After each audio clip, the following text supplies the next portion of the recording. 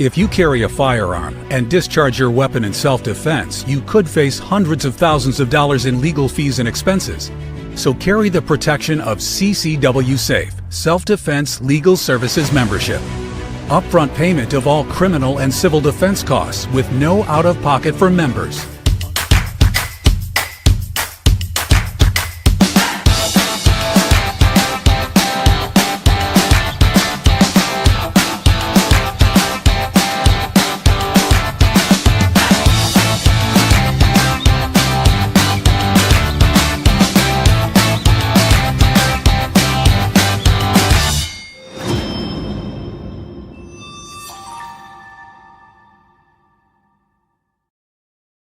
We are back. I'm Chris. I'm the CEO of Survival Dispatch, and tonight we're going to be covering the fourth episode in our series, The Road to 9/11 2.0.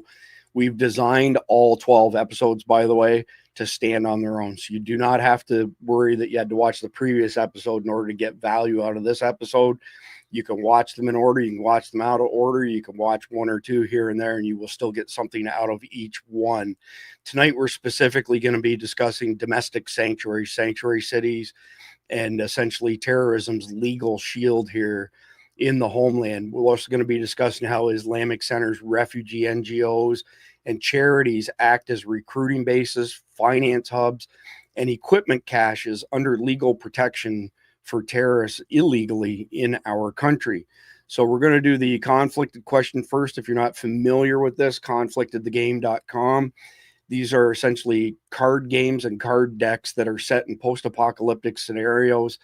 And each question usually has some element of morality, hence the name conflicted, because usually the decision you have to make is going to have some moral aspect to it. So for tonight, your group has managed to survive a catastrophic event, and in fact, you are thriving.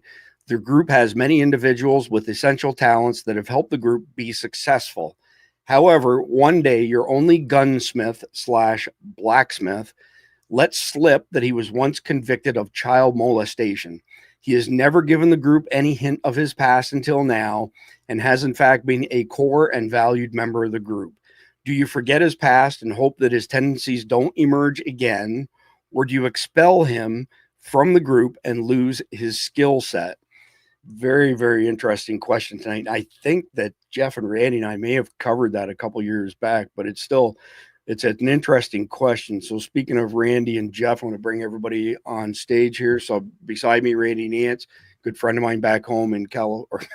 I was going to say California. God, no. No. Good friend of mine back home in Texas.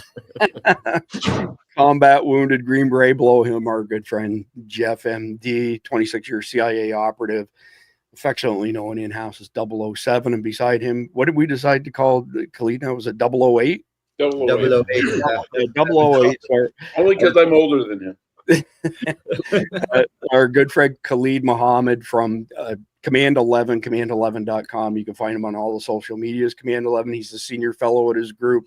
He has boots on the ground in the Middle East, gathering firsthand intelligence, which then in turn gets sent to various government organizations and agencies, and others like Sarah Adams leans on him for quite a bit of intel. We're super, super fortunate to have Khalid on the team. He grew up here in America, and he will be back in America at some point. But for the time being, he's doing God's work in the Middle East. And I wish we could share everything. Someday we will. But someday we will, yeah. Someday we will. But he brings a ton of information to the table that you can't get anywhere else.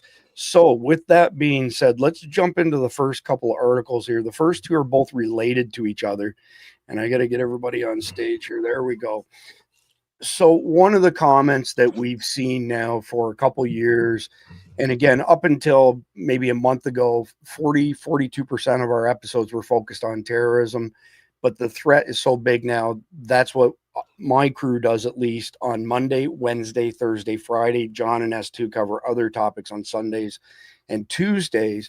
But we've had people say you're fear mongering, those sort of things. Well, here's an example of not fear mongering. And if people weren't paying attention, this wouldn't have got caught. So IED found in the Long Beach, California home of Mark Lorenzo Villanova, who pledged to support ISIS before being arrested by undercover agents. He actually went beyond pledge to. He was sending money to ISIS overseas. He is from the Philippines, likely a southern island, as that's where most of the Islamic population there lives. Plan accordingly. So I wish we had Mike Sterling to comment on this IED. I don't have anything to say or know anything about this design, but let's just go to the next one quickly here. And then I'm going to come to you first, Randy. So this is a Fox News report. Long Beach man pledged allegiance to ISIS, built homemade bomb. It wasn't just one bomb. It was many, many pieces and components of building out IEDs. And if the FBI hadn't caught this guy, this would have been used for a nefarious purpose. So keeping our eye on the ball pays dividends. This is not fear mongering. The more educated people are, the better. 1 minute and 50 seconds. In Southern California, the feds were moving in to arrest a man on charges of supporting the terror group ISIS when they found what appears to be a homemade bomb in his home in Long Beach. Marianne Rafferty, live in Los Angeles with more on that story. Marianne. Yeah, good afternoon, John. A shocking discovery as federal investigators were arresting a suspected ISIS operative, a homemade explosive device found inside his Long Beach, California home. According to federal authorities, the bomb was found during the arrest of a man accused of sending 12 electronic payments to ISIS and traveling overseas to fight for the terrorist group. FBI investigators say the suspect, Mark Lorenzo Villanueva, is charged with providing material support to a foreign terrorist organization. Villanueva is also accused of posting anti-America messages online, including an especially chilling one, honor to fight and die for our faith. Former acting ICE Director Jonathan Fahey telling Fox News, with 4 years of open borders before President Trump took office, federal agents are on the lookout for incidents like this one. We know we had millions and millions of people not knowing what their motivations were, if they were here to harm us, how they were here to harm us, and they're all here and could harm us right now. Now, the complaint against Villanueva includes an exchange with another ISIS fighter, which reads in part, Villanueva says, "My dear brother, are you a supporter of the Islamic State?" The unidentified suspect says, "Yes, I was an ISIS fighter. I was captured at 17 and released at the age of 30. Federal agents say their investigation unveiled social media messages and communications records, which all led to this arrest. And we'll be following this developing story and bring you any new details as we receive them. All right. So apologies for the small resolution. I'm not sure why that video is such a small res on X, but that's the best I could do with it. So I'm going to go to Randy first for a very specific reason. 2006, Randy was hit by an IED, essentially set his lower body on fire, lost one of his legs in the process below the knee, just horrific injuries. And I also want to add, again, we're going to be discussing sanctuary cities tonight, shielding the bad guys. Long Beach is not a sanctuary city, and it's interesting how we catch people in non-sanctuary city jurisdictions, but it's a whole heck of a lot harder when they do have a sanctuary city and they're protecting these people. Randy, I just want to get your comments overall as far as I want to make it clear to people there's only one conclusion to draw. This guy had IEDs because they were intended for nefarious purposes in the homeland. Well, I'm not an engineer. I was the commo guy on the team, but, you do work with some explosives. And the thing that you just showed on there is far more complicated than the thing that I got blown up with in Iraq. I can promise you it was probably a much simpler device. I don't know what that was. Maybe Jeff will be able to speak on it, but it looked to me, it was definitely complicated, and it's not regular. And, who really knows? Because I know even in 06, they, even on the battlefield, they went from, first things you run over, then the next thing, command to net camp. Then it went to cell phones, right? Then it was cell phones, setting them off. Then when we started using better jammers, then they went to command detonate where a little copper wire was running out there to it. And then eventually 06 evolved into some infrared.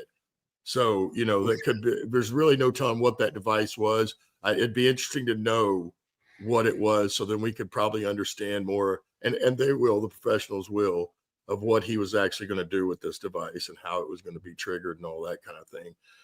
It's a pretty scary thought because you're right. Even this thing, it should be all over the news, but, you barely see it. And then, as you mentioned, if this was in a blue city or a blue state, you might not even heard about it. Yeah, exactly. So Jeff, to you next, since you are an engineer. I read a couple people online that said that they thought it was baloney, that it wasn't actually an IED. It's all about, call it a false flag, whatever you want. What did you see when you looked at that thing, Well, Jeff? I saw some photographs of it, not that one. And it looked fairly crude, but I think there were explosive charges and they had ball bearings around it. So it was like a bigger version of a claymore mine, kind of a poor man's claymore. Okay. The wiring and everything may have just been detonated, may have been set up for command detonation. I don't know. I didn't see very good photographs of it. But the fact that this guy is Filipino isn't 100% out of line, because there was the Moro Liberation Front, which was a Philippines-based Islamic extremist group that had been around since the 70s. And they, in the 90s, I think, and early 2000s, they kind of shifted their allegiance, to Al Qaeda, or they pledged support. I don't know if they were fully subservient or not. So if people are like, oh, he's Filipino, that's unusual. Yeah, not really, because the southern part of the Philippines there were, for a long time they've been there. They would kidnap missionaries and hold them for ransom, and we actually sent special forces in there to rescue some. I appreciate that, Jeff. So Khalid, 2 questions for you. I'd like to get your opinion on the pictures of this, one of the assembled IEDs that we just saw. But the follow-up question would be, how are these individuals becoming radicalized while living here in America? Just, you can rhyme off however many different ways you see them being radicalized. Well, the IED that we saw, this is now 1, 2, 3, 4, 5. This is the 5th in this month alone. This is the 5th IED or ISIS operative that's been caught throughout the U.S. in this month alone. They caught one guy coming across from the Canadian border who was headed to New York. They had another guy that they caught in Virginia who had 13 IEDs built, proper IEDs built. Retired U.S. Special Forces, and he had been radicalized and he had built proper IEDs. There was another guy in Florida. There was another guy in Tennessee. There was an IED factory in Tennessee. If you remember on Monday, I sent you that link of the factory that they busted in Tennessee. So we are seeing this thing now start to spread out. Now, what you saw in front of you, like Jeff was saying, it's a very crude version of what an IED should be, because it was based on, from what we could understand, the brief that we got, there was thermite in it, there were ball bearings, and it was very crudely developed. So it looked like somebody who was just trying to figure out how to build a bomb. But when you look at how they were radicalized, again, I'm going to list off some softwares: Telegram, Rocket Chat, video game chat windows. They are all being used to radicalize people. So what you get is you get somebody that joins a group, and we've got guys in Command 11 that are in these groups that have penetrated these groups. So what happens is you apply to join the group. Someone calls you. They call you up. They ask you questions about Islam. They ask you about the jihad. They ask you about your leanings, where you're located. And then over a period of time, they let you into the group. Once you get into the group, there are videos on how to build bombs. There are radical imams, preachers that are teaching you why these are infidels, why they deserve to die. You have kids, and I keep saying this to parents, keep an eye on your phone, on your kid's phone, because when that kid starts to draw away from the family, he becomes an easy target to be radicalized. He becomes a very easy target to be radicalized, because what they're looking for is people that feel disenfranchised, want to do something with their life, and don't care if they die in the process. Like if you look at the Palm Springs bomber who hit the fertility clinic, that guy for almost 2 months was on a suicide forum where he was telling people how he wanted to die, and no one asked him if he wanted to be born or not. And when we start looking at the profiles of where these people are coming from, the domestic terrorist now doesn't exist anymore. that domestic terrorist that used to be a white supremacist type of terrorist that was operating has now moved over to the Islamic Jihad side, and they are motivated. They are armed. The guy from New Orleans went to Egypt, went to Iraq, was connected via encrypted chat with an Iraqi ISIS handler who was teaching him how to carry out an attack, sending him specific videos on how to carry out a mass casualty event. So the problem that we have is that you've got people sitting in their homes, playing with their laptops, going onto the dark web and not knowing what they're doing on the dark web, joining different chat forums, and all of a sudden they start to fall into this process. Germany, they had a 16-year-old kid that was caught creating a biochemical weapon, a military-grade biochemical weapon.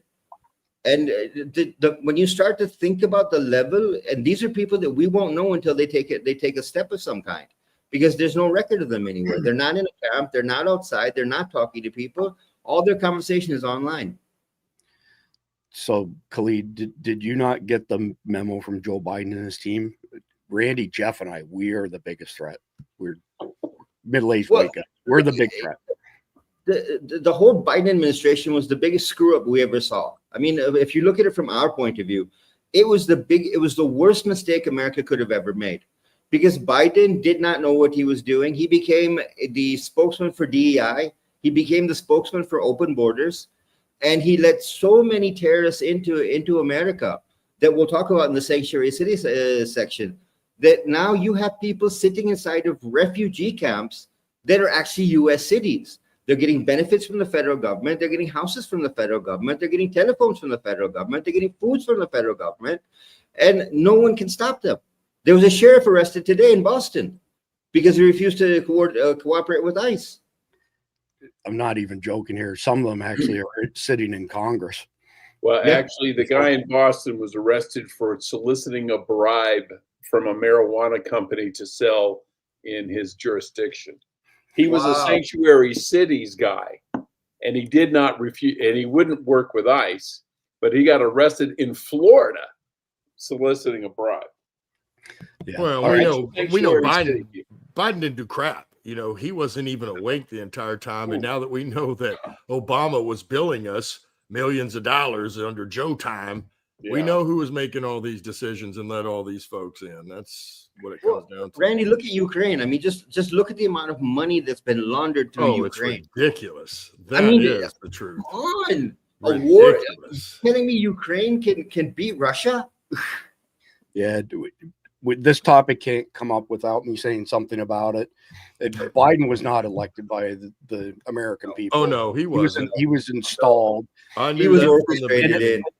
At the very simplest level, look at Obama's first election, second election, Hillary 2016, Kamala 2024, 65, 67, 68 million votes.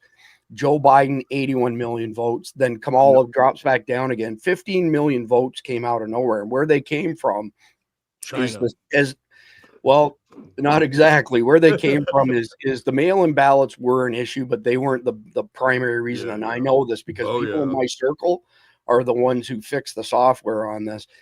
And essentially what happened, a vote would come through for Donald Trump and it would flip it to Kamala or Biden, put a multiplier on it of 50 to 100. Then it would send that information to Edison, which is where all precincts report into. Visually in 2024, that process looked the same as it did in 2020. But what the software did is send one vote for Donald Trump. Whereas in 2020, not only was it flipping votes, they would run a whole bunch of paper ballots, mail-in ballots that had one vote on them just for president, nothing down ballot. And then they would put the multiplier on top of that 50 times, 100 times. And that's where the 15 million votes came from. So just want to, I cannot have that topic come up without saying something about it. So, well, all they ever said in the beginning was, where's the proof? I'm like, come on, man. Well, we have a ton of truth. All right. So I know that. Tina Peters here's the irony for you. Tina Peters is sitting in prison right now, Mesa County, California, because she had an image taken of one of their voting machines, the hard drive. That evidence ended up in Jeff O'Donnell's hands. Jeff O'Donnell is a preeminent expert in this stuff from a database and programming perspective. He's also worked with Dennis Montgomery for 30 years. Dennis Montgomery is the guy who wrote Hammer and Scorecard, which is the software that the CIA used to fudge 83 elections worldwide, not including 2020 here. Okay. The evidence is 100%. So what's crazy about that is the judge was a complete asshole in Mesa County, California. He admonished Tina Peters when she was doing, she should have been protected by whistleblower, protections. But here's the crazy thing. That guy was elected by the same machines and he was facing another election. So he basically took the person who was going to expose him running again and threw the guy's a complete asshole. I challenge anybody to go watch the sentencing of Tina Peters, and not want to just punch that guy in the face. He's a first class asshole. So now that y'all got my blood pressure up, let's move on to the next one here, because this is pretty crazy. So this was published by the DOJ. This is a list of sanctuary jurisdictions, and it's long, okay? So I'm not going to read all of this. What I am going to do is say, here's the states: California, Colorado, Connecticut, Delaware, District of Columbia, Illinois, Minnesota, Nevada, New York, Oregon, Rhode Island, Vermont, Washington. Counties, in particular, Baltimore County, Maryland, Cook County, Illinois, San Diego County, California, San Francisco County, California. Cities: Albuquerque, Berkeley, Boston, Chicago, Denver, East Lansing, Hoboken, Jersey City, Los Angeles, New Orleans, New York City, Newark, Patterson, Philadelphia, Portland, Rochester, Seattle, San Francisco. And all of them having sanctuary jurisdictions means that technically people in those local governments or state governments that are working against ICE, working against Tom Homan, they're breaking U.S. Code 1324, bringing in and harboring certain aliens. Notice how it says certain aliens. Specifically is the problem. So, Randy, first question to you. I want to hear your thoughts on federal funding that goes to all of those jurisdictions, who then in turn refuse to cooperate with our national security investigations and deportations of criminals from our country. Well, it's the same thing they would do, right? It's the same thing they would do if the shoe was on the other foot. I think that you shouldn't, that's how it kind of works, right? That's how the federal government works. If you don't do certain things, you don't get the federal money. And if you're, blatantly, committing a crime by ignoring or breaking federal law as a elected official or even an appointed one or anything of authority in any municipality, man, you shouldn't. That's un-American. I mean, it's one of the things that our system works off of. And they're trying to sit here and tell you that this is how America works and it's democracy, although we know that word is just something they throw out there. It's a republic. But the fact is that they're not, even if they're trying to be democratic, they are molesting the system is what they're doing. They're not following the system. This is exactly what you're not supposed to do. But you looked at all those cities and all those states, they're all blue. And you look at how all of them are doing right now. Some of those cities you named off 30 years ago were premier city in the United States cities. And they're destroyed. They're like, man, they are wastelands right now, a lot of them. So I don't know. I think they should lose that funding because that is how it works. And we need to, again, it comes down to culpability. And it just seems like no matter what, no one's going to hold these people or this side accountable.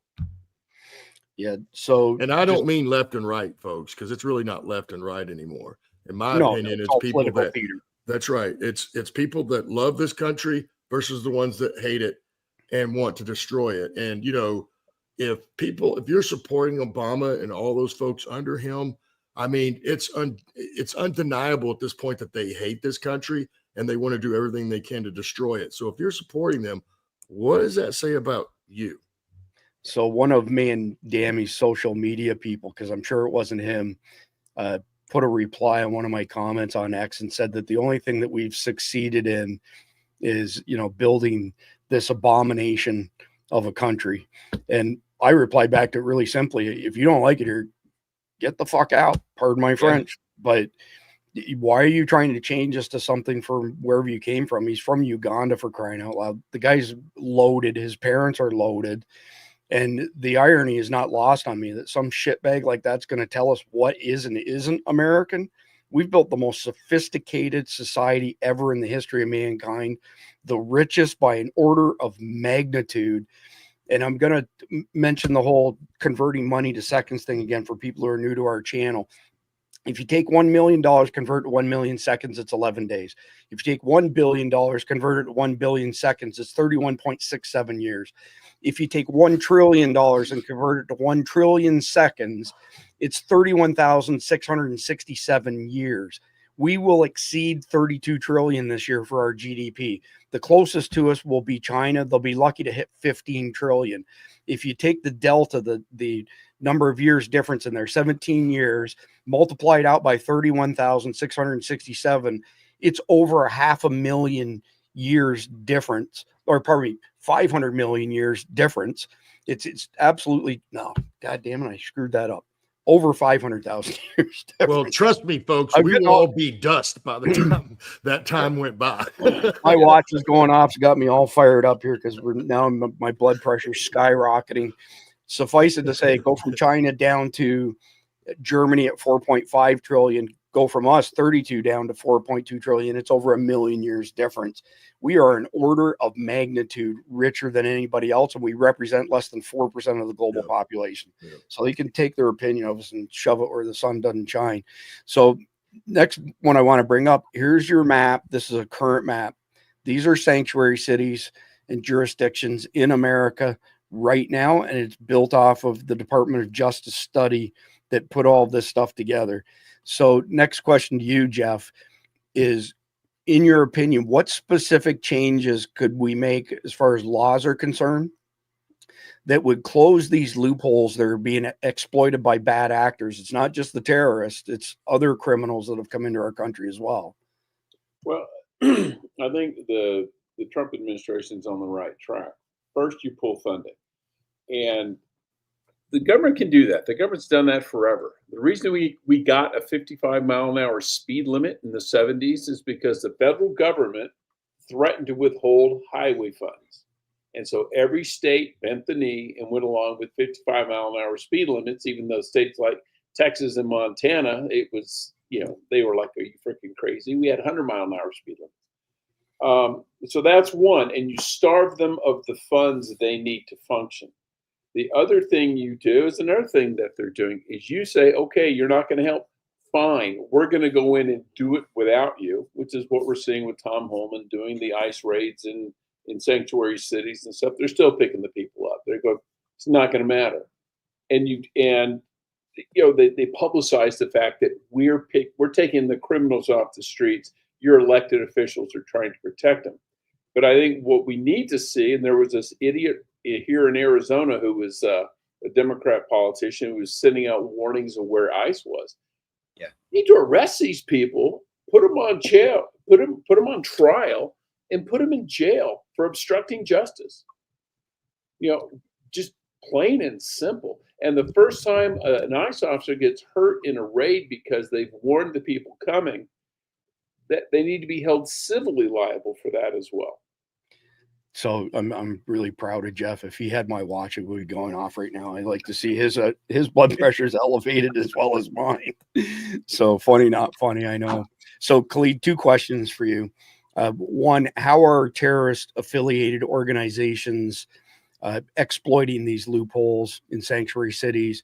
And what are some real world documented cases where terrorists have been shielded by sanctuary cities and we were able to get them by, call it, Superman efforts?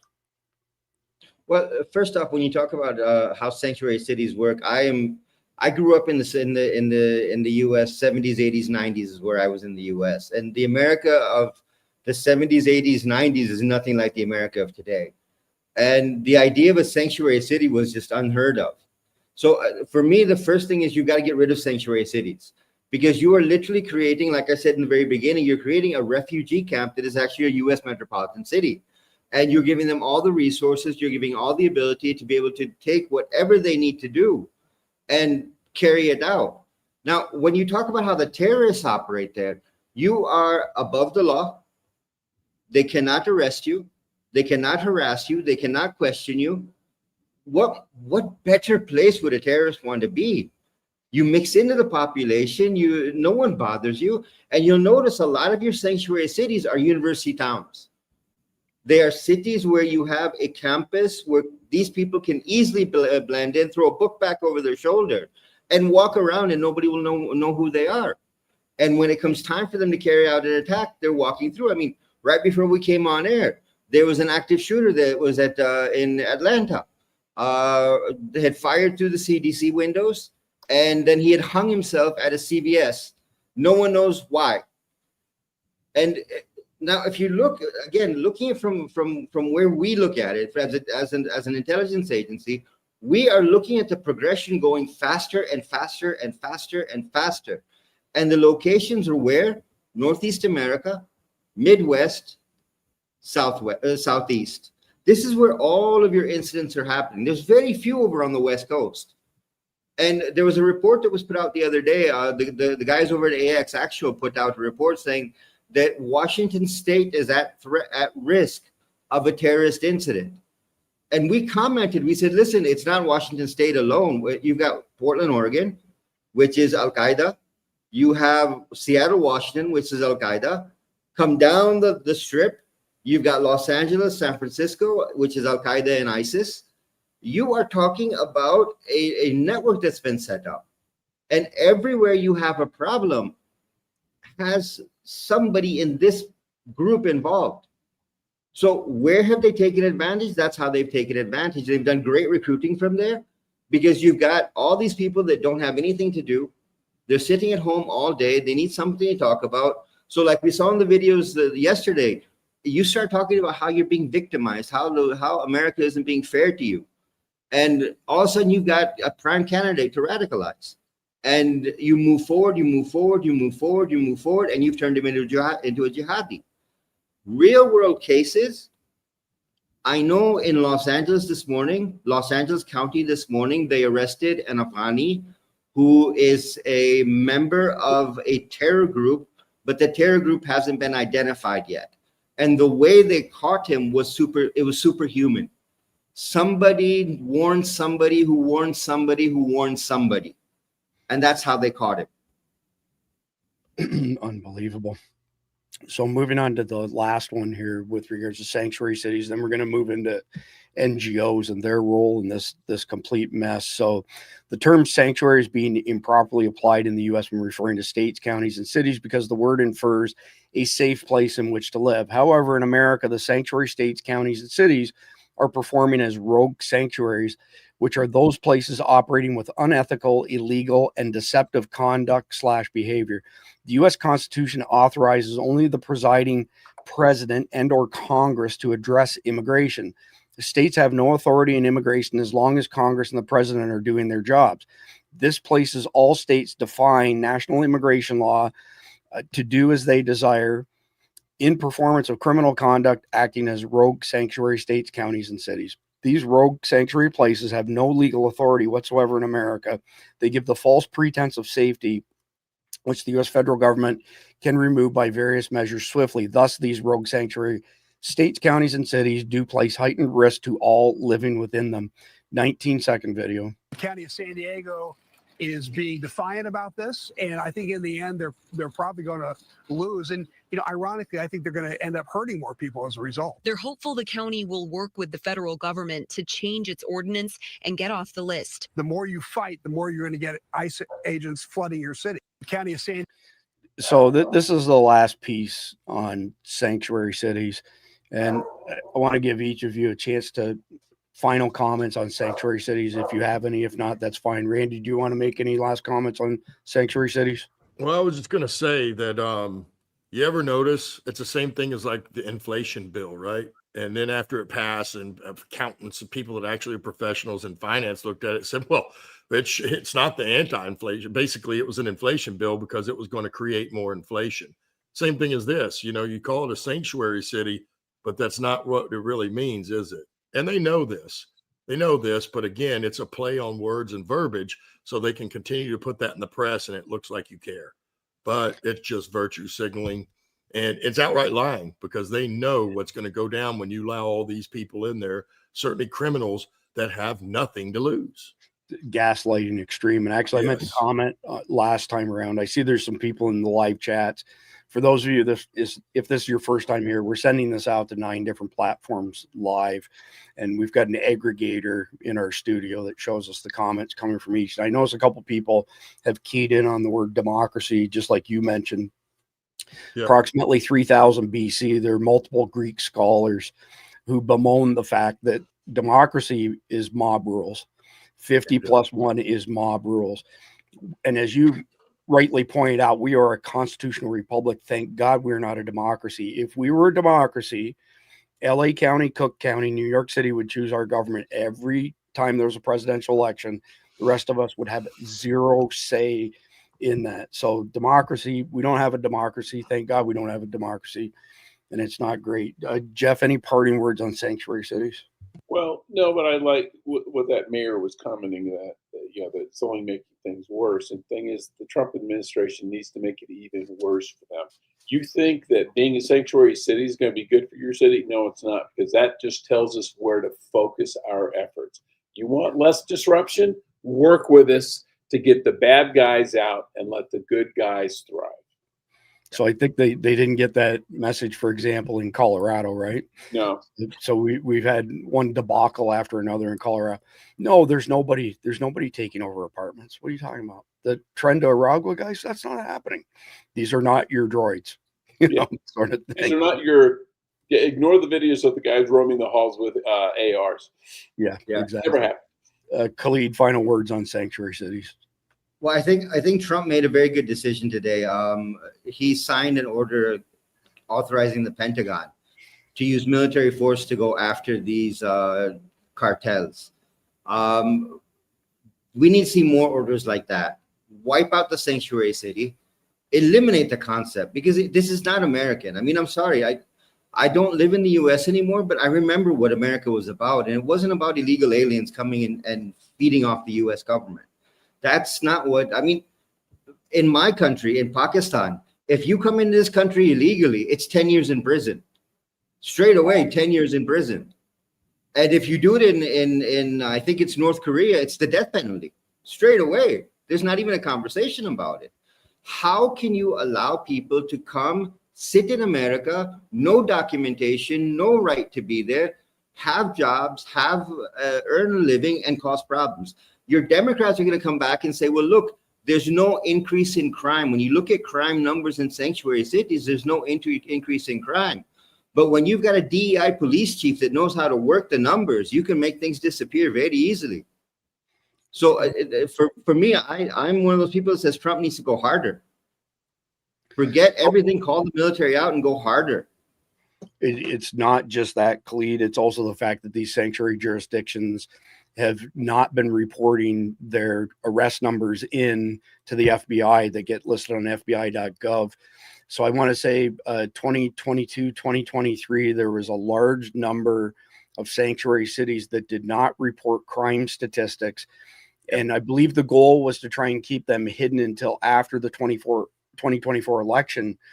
But they got communicated to the FBI and showed a massive spike particularly in violent crimes, right? So the crime stats are skewed for the reasons you mentioned, for the fact that they delay reporting. And then one step further, I think we touched on this last night or the night before, you got a black guy in New York City carrying an AR and CNN is saying white suspect. Yeah. Well, one other thing though, if they've always lied about crime stats because they want to get elected. And people don't re-elect, mayors who's let their cities go to shit. But what they did is, so they just quit reporting stuff. And in California, they essentially legalized theft up to $1,000. So what used to be a crime last year isn't a crime this year. But if you really want to know, you look at car theft rates. Yeah. Because even if the cities don't report them, they get reported by the insurance companies, because people will report that because they won't get an insurance payout if they don't file a police report, and the police can't bury it. So if you want to see real crime rates in the city, you look at the car theft rates and extrapolate from there. If car theft is up 200% and burglaries are down 90%, the burglary numbers are bullshit. So I can't remember the exact prop number. I think it was like prop 40, 41, or 42 in California is what made it a non-crime to shoplift $950 or less. That prop was actually overturned in the last election. Yeah. And so that's no longer in effect. And I've watched some videos of people going into the stores, stealing stuff, getting interdicted, and turn around saying, well, you can't do anything to me. I have less than $950. And they're like, yeah, that law's gone. You're under arrest. Yeah. And the other part that's been obvious, at least for 20 years in California, especially in the Bay Area, is when you walk into a Walgreens or CVS or whatever, everything's locked up. Everything. Yeah. You have to ask somebody for permission to get, a stick of deodorant sort of thing. That they don't do that because, that's good business practice. They do that because they're getting ripped off. So anyway, Khalid, do you want to add anything on the sanctuary side more? No, or is that it? I'm good. I've covered it. Okay. All right. So I'm going to move through these next few articles relatively quickly, and then I'll pivot back to each of you for your opinions. All three of these are from a website, NGO-Monitor. So U.S.-funded NGOs praising terror, harming U.S. companies, and supporting the ICC. Since 2021, so shock, the U.S. government has funded a number of terror-linked and terror-supporting NGOs that advance economic warfare against U.S. companies and support prejudicial ICC, so that's the international courts, by the way, investigations against Israel. During this same period, millions have allocated to taxpayer-funded projects in Gaza have been susceptible, to diversion, by Hamas. Congress and the administration must take action to ensure that U.S. funding advances U.S. interests, is efficient, and comports with U.S. values. In particular, NGO Monitor recommends that the U.S. government implement and expand existing guidelines to safeguard U.S. assistance from organizations that support terrorism and glorify violence, espouse anti-Semitism, deny Israel's right to exist, advocate for BDS. Moving on to the next one. And by the way, just to be clear on this, because anytime we mention, Gaza, Hamas, Israel, somebody comes out of the woodwork who's hyper partisan on one side or the other. I am a classic textbook libertarian, lowercase L, not a capital L. Those guys are loonies. I don't want anything to do with the crap that's going on in Gaza or Israel. But I believe that we should stay the heck out of the whole damn thing.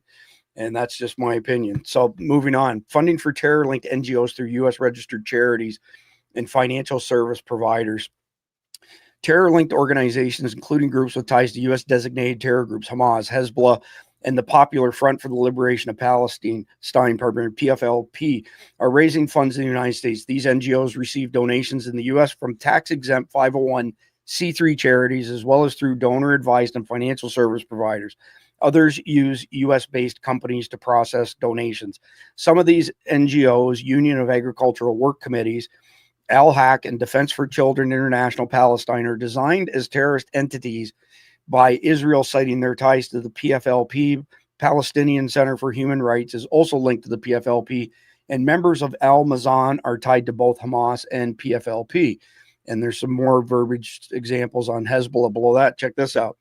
NGO ties to terror-linked New Jersey conference featuring Rashid Tlaib and PFLP member. From April 3rd to the 6th, the Palestinian American Community Center, PACC, hosted its annual conference in Clifton, New Jersey, featuring addresses from U.S. Rep. Rashida Tlaib, Democrat, Michigan, and Wissam Rafidi.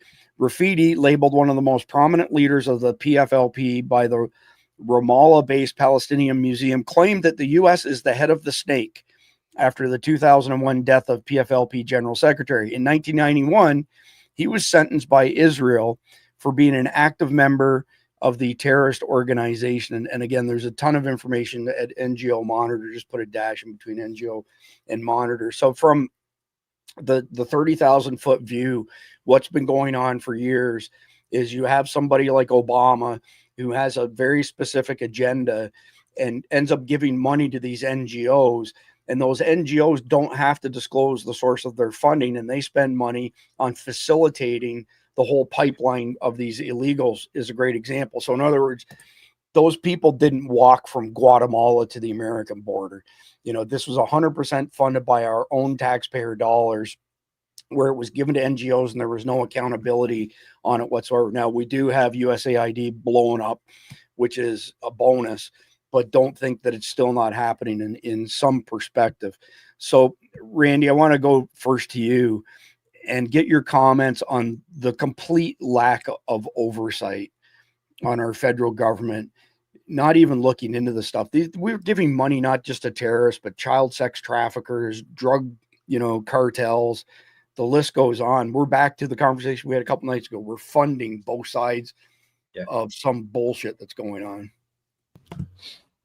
Well, I have to admit, it wasn't too long ago. I'd never even heard of an NGO. I didn't even know what that was. Of course, I knew what nonprofits were that, are all over the place.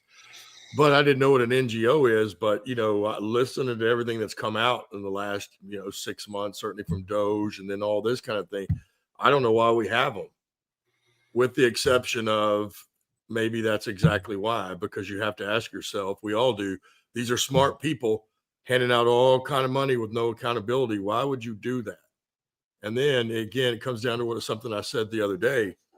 Who has the authorization to make that kind of a call and the authority to do so? We're talking a handful of people, you know what I mean? So they're very smart people, and the people working for them are very smart. So it has to be a part of some kind of strategy. Otherwise, we just got a bunch of idiots running the place. Well, and we know to a degree we do, but to a degree, why would, again, unless you were intentionally doing it, why would you ship out this kind of money through these things to fund terrorism, pedophilia, and all this other stuff? To the average person, it makes no sense. Well, let's get Jeff's comments on this, because obviously Congress approves the purse strings, what money goes out. And then wherever it goes from there to end up at these NGOs clearly is the problem. So, Jeff, I mean, you have a really good understanding of how our government functions. What legislative changes could prevent, this from happening, could prevent taxpayer dollars being used to fund our enemies? Well, you've got to have people paying attention. And what we saw with USAID is nobody was, or the people paying attention were the ones stealing the money and getting the laundry coming back. They need to have full audits. They need to know exactly where the money goes. And disaster relief, they do good work. But unfortunately, the bad guys and the grifters have figured out that an NGO is a very good way to launder money either to bad guys or back into your own pocket. How many celebrities have their own charity where 99% of the money goes to overhead? And then they give a penny to some poor kid, but the director of the NGO is making $500,000 a year. We saw that with the fire relief thing in California. They raised $100 million. None of it went to the people whose houses burned down. It all went to NGOs. So people need to look at these things, and it needs to be rigorous. And when they're stealing or misdirecting, there needs to be real punishment. They need to put these people on trial for fraud, for embezzling. It's a crime. It needs to be treated as one. And if somebody's giving money to an overseas NGO and they can't tell you what's going on, well, guess what? You don't get any more money to give away. You're done. And you, as a person, are going to be forbidden from dealing with any NGOs ever in the future. It's like if you get convicted of embezzlement, you can't be a CFO for any company anywhere. We need to do that kind of thing. And I don't know what kind of rules you had to play by. I know they were different when it came to money, Jeff. But as on an ODA, when you get your op fund, like when the trip I got injured on in 2006, we had $40,000 a month. That was cash. We would go to the center, and the guy responsible would go in with the receipts from last month, because you had to, every single penny had to be documented. Yeah. And if you screw up anywhere, it's big time shit. Excuse my French, but everybody gets in trouble over just a little bit of money. So it makes no sense to me that they can spend this kind of money with no oversight whatsoever. When I was in Afghanistan, when I was coming home, they almost held me up because I had spent, I think, we had a guy get murdered, not one of our people, but someone associated with us, a local Afghan. And our guards were freaked out over it because we brought his body back to our post, and before we get to the family. So they wanted to do a cleansing ritual, and they had to sacrifice a goat. So I bought them a goat to sacrifice. And then I said, what do you do with it after you sacrifice it? They go, well, we eat it. Okay, it's groceries.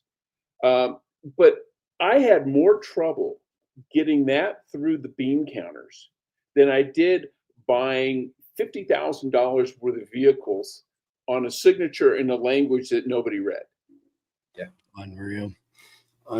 So now that USAID is done, what's interesting is the people who've been auditing this stuff have seen millions and millions of dollars going into the entertainment industry.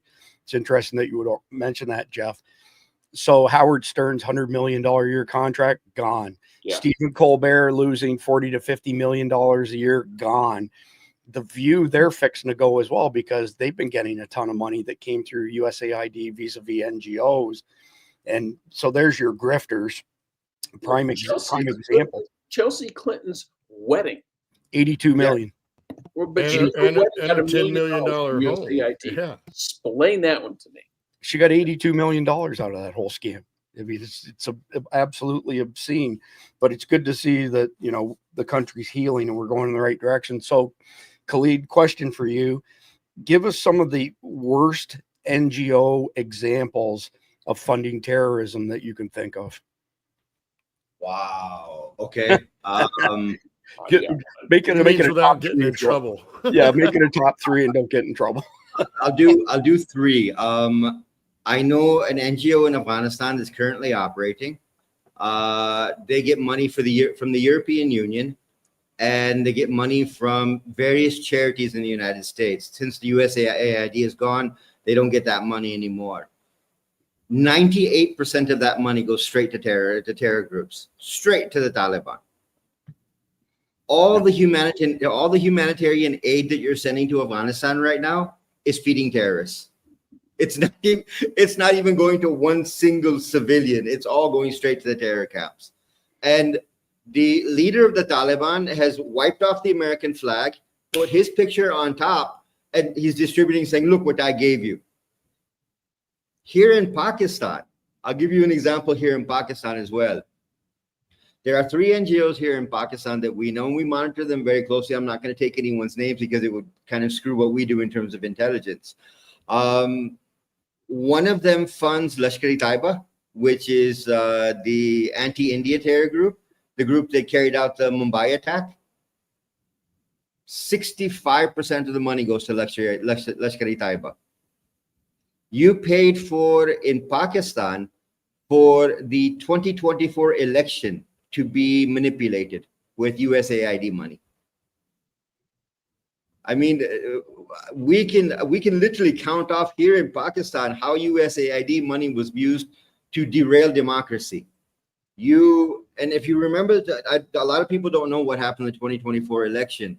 Imran Khan won the election flat out won the election. The army stopped broadcasting results at 8 o'clock in the evening. 8 o'clock in the evening, they shut down results. Nothing was broadcast. When you looked at what the totals were at 8 o'clock in the evening and you looked at who won in the morning, you couldn't figure out how it happened. Did you have one of those curves? Oh, yeah. Oh, yeah. Much bigger. Much bigger. We had an Afghani who is not even a Pakistani who won his seat against the PTI. You mean he got installed? We went, wow. And the whole problem in Pakistan right now, the reason that we have so many issues in the country right now is that the government that's been put in place is just like the Biden government. They were sat down on top of us and said, this is your government, but the army's running the show behind the scenes. But the entire election was paid for by USAID. NGOs funding in journalists, funding in how to manipulate the election. And we have proof of it as well. So when we look at USAID, we are so pleased it's gone. We are so pleased it's gone. I bet. So it's not just government funding. There's private sector funding too, because I don't know if you guys remember the Holy Land Foundation for Relief and Development out of Dallas They were collecting, they were a charity, an NGO collecting money and sending it to Hamas. Now, they got shut down in 2001, and a bunch of people went to jail for that.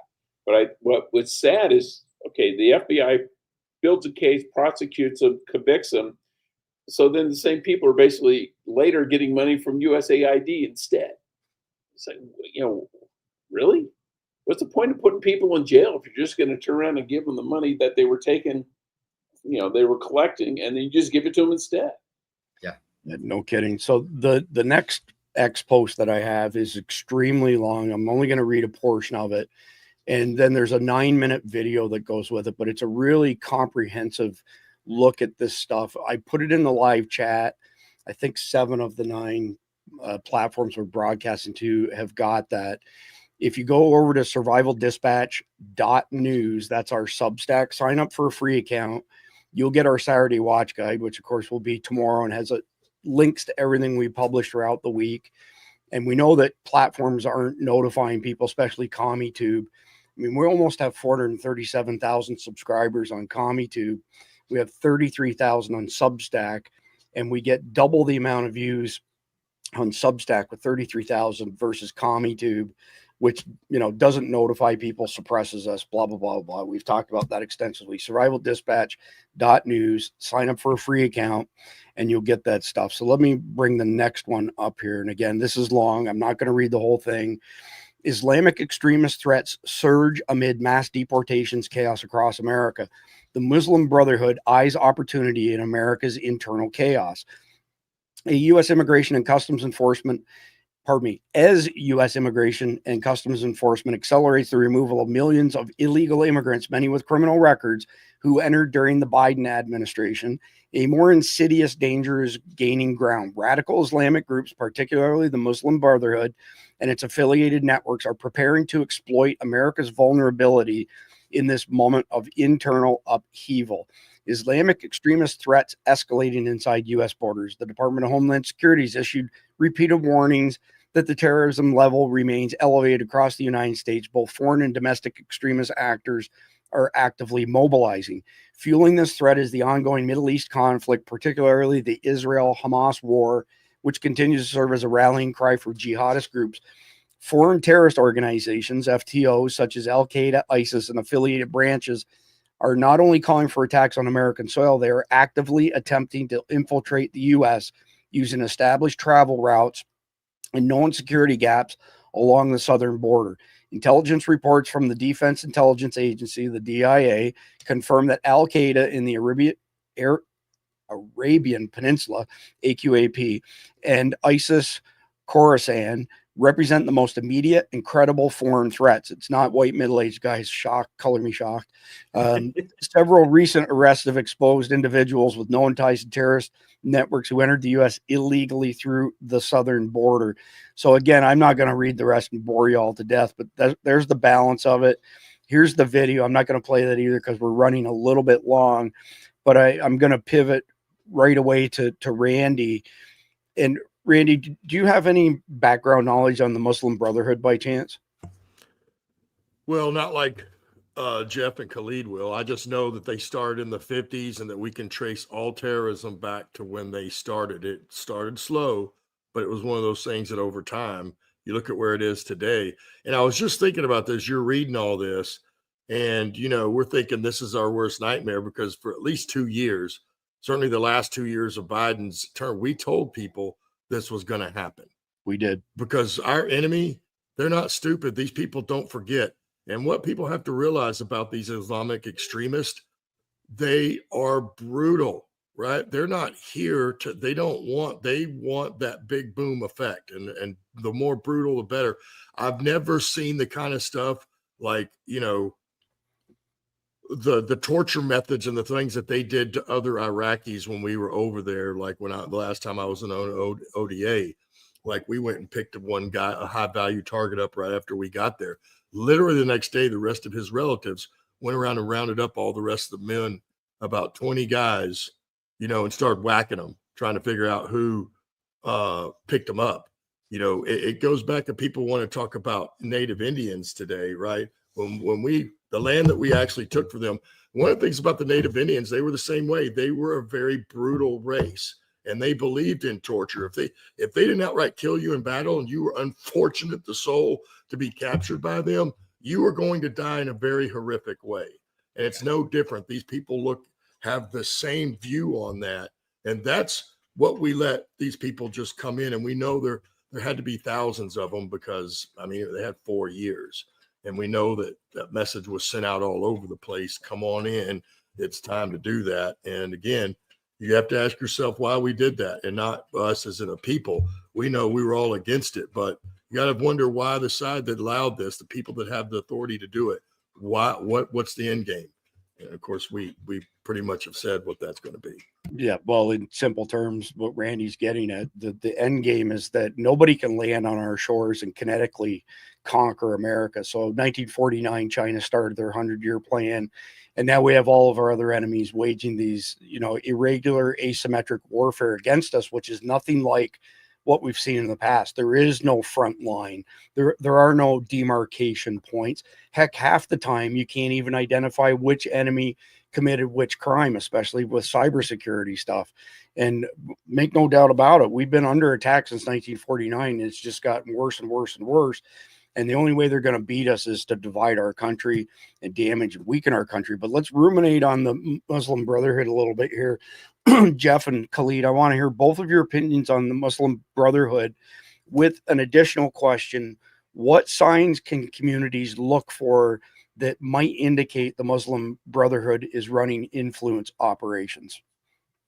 You're first, Jeff. Well, I think Khalid could do better with the signs of influence. But people got to realize the Muslim Brotherhood has been around since 1928. Yep. It's Wow. almost 100 years.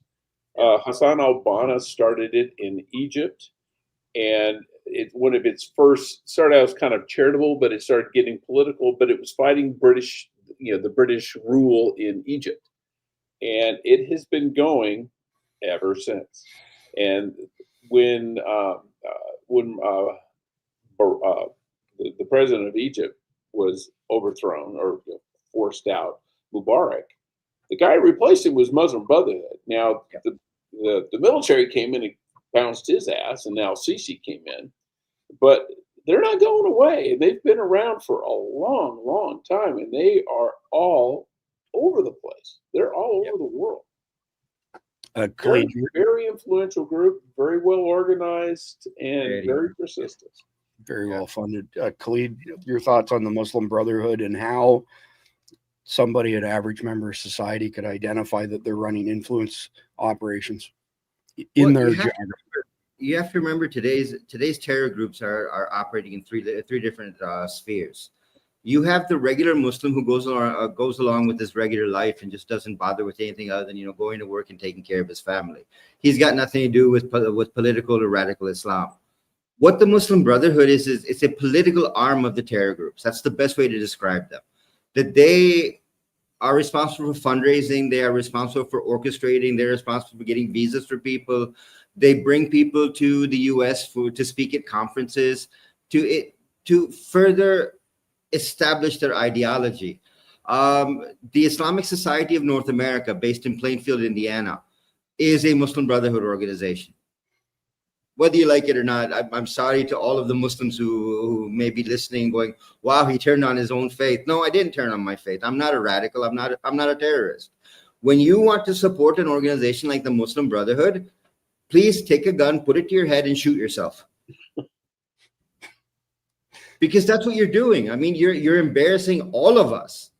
Muslim Brotherhood is responsible for Hamas, responsible for Hezbollah, responsible for Islamic Jihad, is responsible for all the Palestinian groups. They are getting funding from Saudi royal family, Qatari royal family, Kuwaiti royal family. They are getting inside their mosques. They have nice little donation boxes where people come along and drop in $20, $50, $100 for the cause. Now, the cause you never ask. What is the cause? CARE, the legal arm of the Muslim Brotherhood, that every terrorist who's arrested in the United States has a care lawyer. Why does he not have a regular lawyer? I am so happy that 3 days, I think it was 3 days ago, it was late last week, a bill was presented in the House of Representatives to make the Muslim Brotherhood a terrorist organization in the United States. In 6 countries in the Muslim world, the Muslim Brotherhood is a terrorist organization. 6 countries in the Muslim world, the Muslim Brotherhood is a terrorist organization. Why is America not taking action against them? Now, what should you look for? Actually, that supposedly Obama's part of them now, right? So Yeah. But Look, you're right. Obama- We should. Obama was, and we kept our mouth shut during the Obama administration because the whole thing about Obama was all very suspicious. It was all very suspicious, from where he was born, from his parents' involvement with the CIA, from being in Hawaii. There was just too much questions to Obama. The problem that we see is that you have now allowed the Muslim Brotherhood to infiltrate into the US and infiltrate so fully that I would say maybe 60% of the mosques that are owned in the United States are Muslim Brotherhood mosques. Now, if you do a quick run on the mosque and you figure out how many you're talking about, that is a huge number. They are generating close to $15,000, $20,000 a week in donations from Muslims. Now, when you start to do the math on that, that becomes a huge number. When you start looking at how you can use that money, sending it to Hamas, sending it to Hezbollah, sending it to other terror organizations, you are literally financing terror. And people don't realize it because they're going to the mosque and praying and going, okay, I'm going to pray. They don't realize that behind this whole structure is this is what's going on.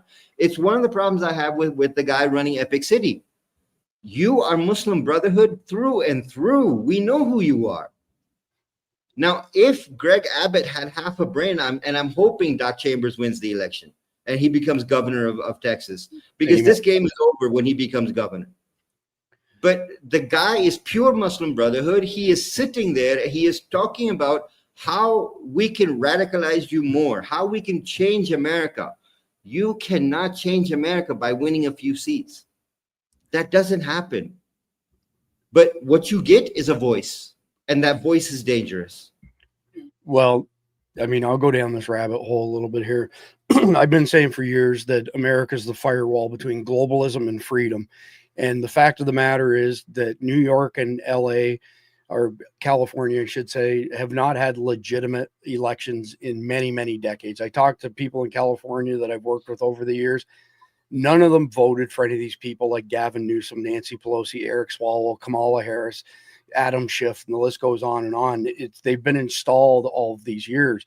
But here's why they're going after Texas is if the other side takes Texas, we're done. America's done. So Texas now is literally the firewall between freedom and globalism. They go down, America goes down. And they're throwing everything they've got into that. And we actually have some tabs coming up on that here shortly, but I'll move on to the next one first because this is our friend Kamala Harris. Check this out. In 2022, Minnesota Freedom Fund, the bail fund that Kamala raised money for, gave the Alliance for Global Justice a $350,000 grant. Alliance for Global Justice runs Samadan, which was just officially sanctioned as a sponsor of terrorism. Will Kamala Harris finally take down her tweet promoting this? Unlikely that that's going to happen. And I want to go to Randy, but I think I got to pivot back to you quickly, Khalid. Who's Samadan for our audience? Samadan is part of the Palestinian Foundation for Prisoners. So what they're doing is they're collecting money to help support the family of Palestinians that are in Israeli jails. You are again funding terrorism because not every Palestinian is clean. And when you're taking that money and saying, okay, you should donate money to them, you should give money to them, you are a channel for terrorism. And the problem that we have is that most of the Muslims that live in the US have no idea what's going on back in the Middle East. They are not familiar with these group names. They are not familiar with who's operating and what they're doing. They're just giving money. and they don't realize how it's been used. Let's just be clear on this, because it's a great point that you bring up. It's not because Americans are stupid by any stretch of the imagination. What it is the legacy media is nothing but propaganda. They only publish the narratives that they want Americans to hear. When we do any type of research on terrorist stuff, we have to go outside the country and find news organizations that are small, independent news organizations to report the truth, because it sure as heck isn't happening inside of our borders. I mean, just a quick picture for our audience. In the early 1980s, there were over 500 independently owned news organizations in America. You now have 6 conglomerates that own 99%. So BlackRock and Vanguard would be 2 examples. And the Mockingbird media is a thing. It's actually, I hate to say this, Jeff's probably aware of this, but Operation Mockingbird has been going on for years from the CIA, where they push the script out to their talking heads. And if you watch the videos where you've got like this, it looks like Hollywood squares on steroids, and they're all repeating the same thing in lockstep. It's all bullshit. So the problem is, Khalid, and you lived here, is that Americans are not getting the quality news that they deserve. And to be quite honest, that's what our purpose is. That's why we do it. We do it at Survival Dispatch News. We do our best to try get the truth out to people so they can see what's really going on. So I want to move on just a little bit here, just because we are getting a little bit long on time. And I'll go to the next one here, and it'll come to you first, Randy. But this one here is Texas. Okay, we're now into the Texas thing. Great setup, by the way. Appreciate that, Khalid.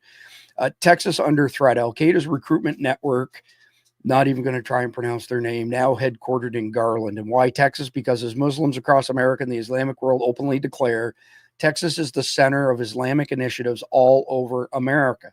While Texas leaders turn a blind eye, a global Islamic missionary group flagged by U.S. and European intelligence as a recruitment pipeline for Al-Qaeda has quietly planted its national headquarters in Garland, Texas, with zero resistance, zero oversight, and total silence from lawmakers. The mega mosque, not even going to try to pronounce that one either, is not just a house of worship. It's the American Marquez headquarters of that other word that I couldn't pronounce. And here's another one, a Dio Bondi, no idea what that means, rooted missionary group linked to Islamic terror plots from London, New York, Barcelona to San Bernardino.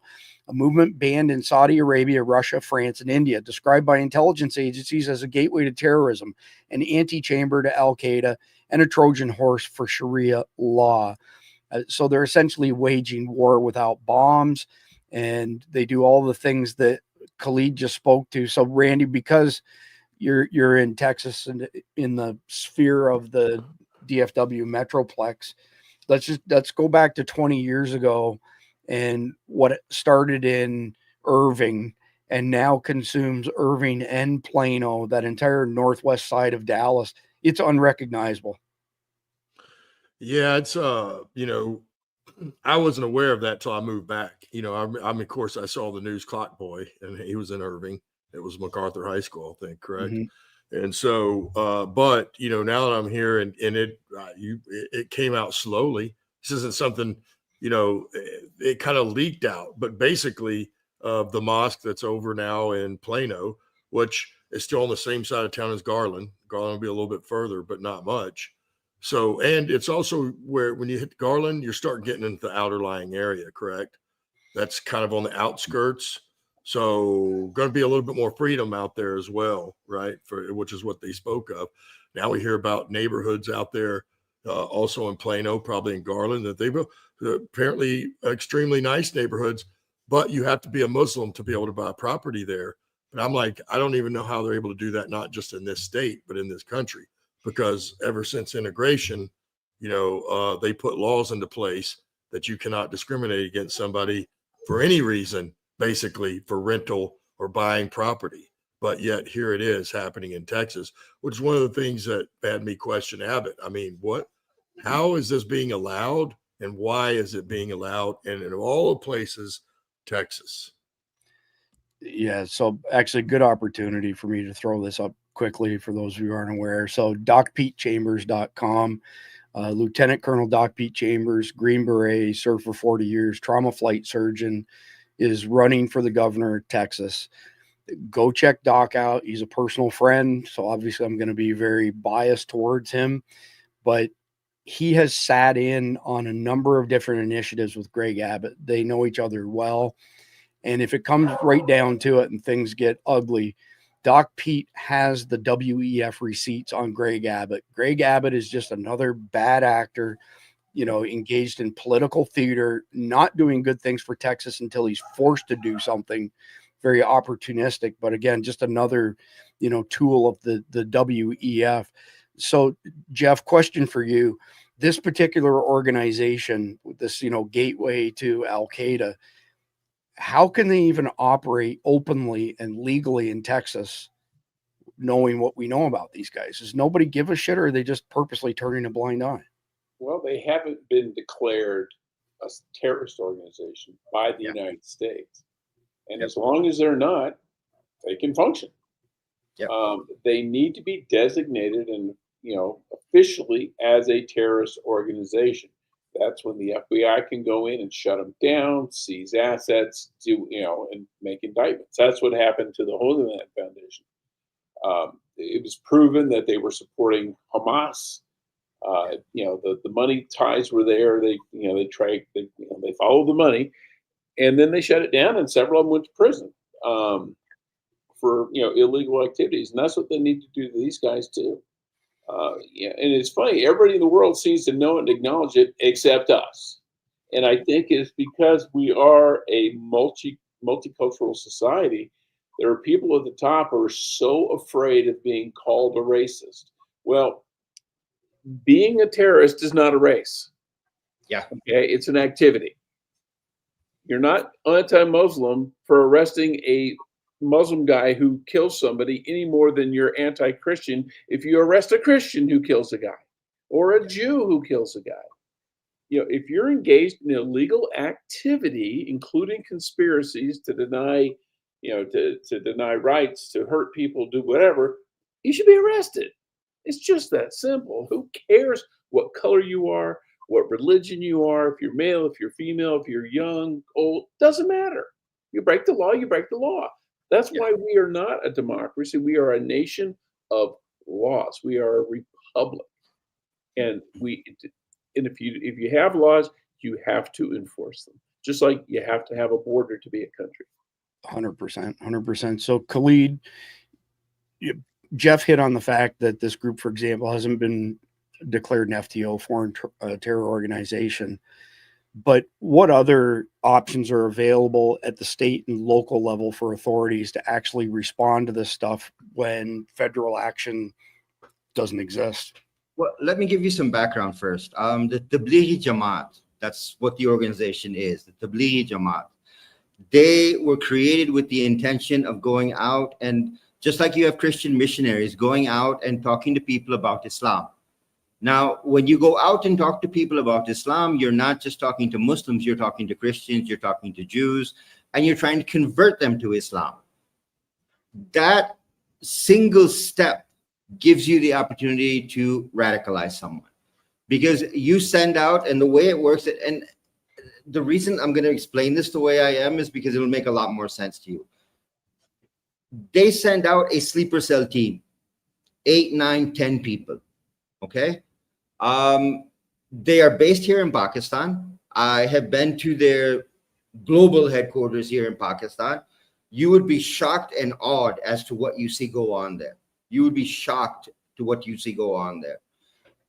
They send people to the US on proper visas. They go into one community and they start going house to house. Have you heard the message of Islam? Have you heard the message of Islam? They start with the Muslims, and then they move to the Christians, and they slowly move down the line. Now, their single solitary goal is to get you to convert to Islam. The problem with getting you to convert to Islam is that you're not converting to Islam itself, you're converting to their version of Islam. Now, I keep saying over and over, there's 3 types of Islam operating in the world. There is regular Muslims, there's political Muslims, and there are radical Muslims. Tablighi Jamaat falls into political Islam, but in a very soft, gentle influence operation style. That we come to you, we have a cup of tea with you, we have events at our mosque, We have you all come, we lecture to you about how wonderful the religion is and how you should do this and how you should do this and how you should do this and why your life will be so much better if you become a Muslim. You become a Muslim. And then what does Tablighi Jamaat do? Every Thursday, every Friday, they have meetings. They bring everyone together inside their mosque, and you spend the night in the mosque, and they spend the entire time preaching to you. Now, while they're preaching to you, they're converting you. They're pulling you towards a radical level of thought. I am fully in favor of putting the Tablighi Jamaat just right next to the Muslim Brotherhood and saying foreign terrorist organization. Because your mission is the same as Al-Qaeda is, but in a softer way. It's not a good picture that you paint at all, Khalid. Again, we're running a little bit long on time, so I'm going to try and get through some of the stuff as fast as I can without doing it any injustice. So here's another post. Alert: Texas is funding its own demise. Prepare for everybody out there who has blood pressure issues. Take your watch off right now so that it doesn't go crazy, because wait till you see these numbers. 13 million in state and federal money handed to Islamic mosques and community groups. Some recipients praise Hamas, pledge allegiance to Iran, and are not in your state to assimilate, but to dominate. Many of these mosques are openly aligned with terrorist groups and regimes, including the Muslim Brotherhood, Hamas, Jamaat-e-Islami, and even the Iranian regime. While Texans struggle to preserve their culture, security, and values, the state government is quietly bankrolling the very forces determined to dismantle them. These are not fringe groups. They operate in the heart of Texas cities. They run schools, mosques, and community centers with tax-exempt status while spreading anti-American and pro-terror ideologies under the guise of public service. All right, here we go. Clear Lake Islamic Center, 86,000. Iman Academy, 306,000. Islamic Ahul Bait Association, 101,000. Islamic Association of Fort Worth, 15,000. Islamic Center of Bushy Creek, 99,000. Islamic Center of Greater Austin, 149,000. Islamic Center of Lake Travis, 70,000. Islamic Center of Longview, 1,700. Islamic Center of Round Rock, 130,000. Islamic Education Center of Houston, 485,000. Islamic Education Institute of Texas, 191,000. And the list goes on and on and on. Here it is. I mean, it's brutal stuff. Randy, I'm going to ask you, as a citizen of Texas, the Republic of Texas, what do you think the average person can do about this? Like, do we have any recourse as average Americans to make sure that our tax dollars aren't being used to support this crap that you can think of? Well, apparently not. Either that or we're not doing it. You know what I mean? Because look where we are. You're not painting any better of a picture than Khalid. Here's reality, man. I mean, I think it's like most of us, right? We expected the people that are supposed to be looking after this money are actually doing that. And if it's being misappropriated, that they would sound the alarm. But, they're actually funding it. Yeah, I think that they, it's one of the ingenious parts of their plan that the media onslaught that they did on Trump, right, from the beginning. And clearly when we look back now, they perfectly played that, because then it all of a sudden became okay to break the law. And apparently in many different ways, if it doesn't help Trump or it hurts him in some way or his supporters. So we find ourselves now with, like you showed all those cities and previously, these people are actively working against what we all voted for. All of them are. And apparently even right here in the state of Texas, because look at that list, the ironic part of it is, I have to laugh or I'm going to cry, right? But then I saw the one that was only $1,700 and I'm like, well, what an underperformer there in Longview. But you look, man, that is a crazy amount of money when, I see across the system, whether it's with health insurance or any of these benefits, when I see other people like myself trying to go collect things that they've paid for through the system and they're constantly getting denied. But we see this kind of stuff just going out the door in numbers that blow people's mind. And you're like, geez, that's a lot of money. And, you know, I wish, you know, people all typically in this country say, well, get out and vote. Well, you know, I wish that was going to fix it, but that's not what's going to fix it now. We have to find a way to, you know, no different than any other time. If we don't learn how to bridge that gap on the divide through the average person, we may never get there. You know, to the point of that story, or to kind of prove the point, you know, when our forefathers got together to write the Declaration of Independence and the U.S. Constitution, they weren't even talking about the Bill of Rights yet, but just those two documents. For 3 weeks, they sat and fought and argued, and no one could get anywhere. No one would agree on anything. And I can't remember, he was a leader, decided he was going to leave, and he got in his carriage and was headed out. Well, George Washington jumped on his horse and rode him down and talked him into coming back. And they broke for 3 days, right? And now when they came back, Ben Franklin kind of took charge and said, you know, a year ago, we were in here praying every day. And during the 3 weeks we just spent, we didn't pray once. But beyond that, then they sat down and prayed for every day, and they were able to finally hash it out and people agree. We're in that same type of moment right now where not everybody agrees, and we can't even agree on one thing. So how are we going to force these people to actually start obeying the law when all these elected officials and these people in all the municipal governments may not be elected, but they're in positions of authority, or actively committing, you know, or actively not obeying the law, or somehow, like all the DAs we have now that have been installed, and they're there to not what do you call it? Basically press charges, right? They're not there to convict people of crimes. They're there to let them go. And that's, you know, how do we do that as an average citizen? I wish I could tell you. I mean, that's the $1 million question. It's probably worth more than that now. It's probably $1 trillion or $1 billion, but yeah, no kidding. I want to touch on Alan's comment quickly here. Safety is always an illusion.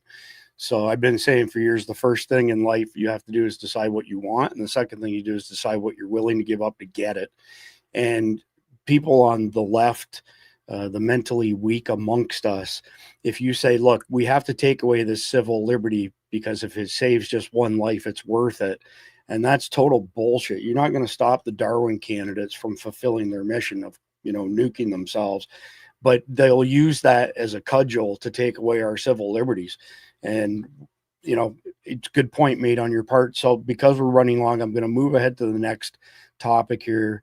And because we got a couple more important ones I want to cover. So Tony Saruga here, we have an Islam problem in America, and they're just getting started. Maybe the FBI can finally stop guarding the jihadist training camps in America.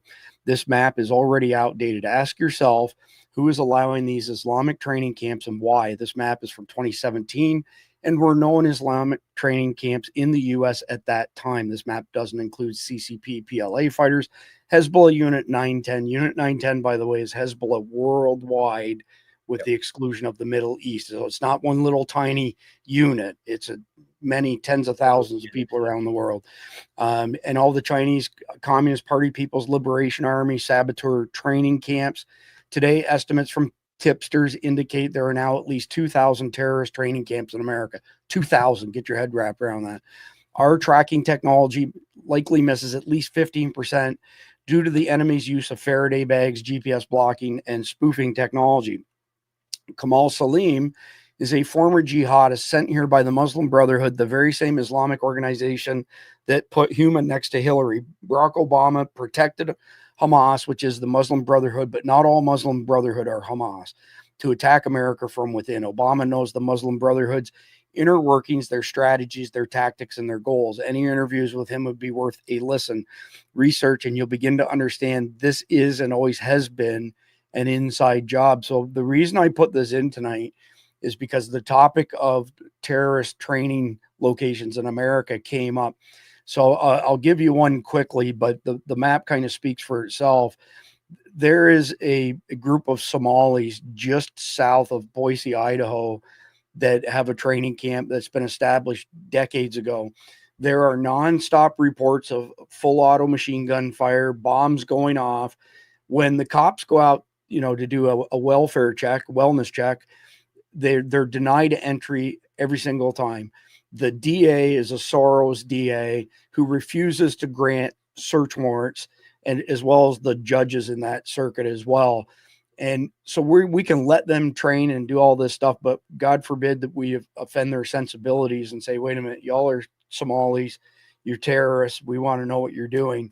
We stick our, head between our legs and go, la, la, la, and it's not happening, right? And it is happening. That's just one of many, many instances of this.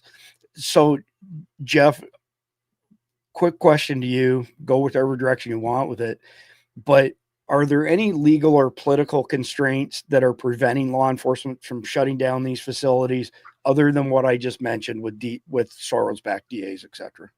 Well, yeah. I mean, if someone has a property and they go out and shoot guns, they're legally entitled to do that. Be they Christian, Muslim, Jews, atheists, Hindus, whatever they want. What you've got to, it's got to be tied to an illegal activity. Now, if they have fully automatic machine guns and no one out there has the proper license for that, okay, yeah, they're in violation of the Firearms Act. If they're setting off large explosions, then ATF would probably be interested in that. But if they're just blowing up tannerite, which you can buy, that's not illegal. The problem is you got to find an illegal activity. You can't just say, I don't like those guys or they look different from me, and I want the police to go in there and turn the place upside down. There's got to be suspicion or evidence of a crime. They're protected just like you and I are. If I went to your farm up or your cabin in Georgia and we went shooting, can the police come on there and search your house? No, they can't. So they have, sadly, I mean, they have the same constitutional rights we do. Yeah, well, they're exploiting our systems and our freedom against us, which is total BS. But I want to move on to the next one for you here, Khalid. So this is Islam in America to implement Sharia law in America. Muslim Brotherhood care plan to overthrow local and federal governments is underway. States like Texas are helping to expand Islam. Epic City Muslim-only community to over 400 mosques. Minute and 56 seconds. I probably won't play the entire video, but I'll play a good chunk so you get the gist of it. Secularism is a radical lunatic ideology. We're talking about the loss of holy power in politics. It's very difficult to find any place in the world now that is ruled by someone who is ruling by divine authority. You look at postmodernity, there is one religion that is absolutely equipped from the ground up to engage the speed of a technocratic world. It is the dynamic, pluralistic, empowering Islam of the Prophet's era. Kamal Helbawi is the only spokesperson for the Muslim Brotherhood who agreed to be interviewed for this documentary. Anything mentioned in the Quran, they believe in it 100%. And they want to implement it. Not only to believe, but they would like to implement it. Our job is to change the Constitution of America. These are the words of other leaders of American Muslim organizations that have roots in the Muslim Brotherhood.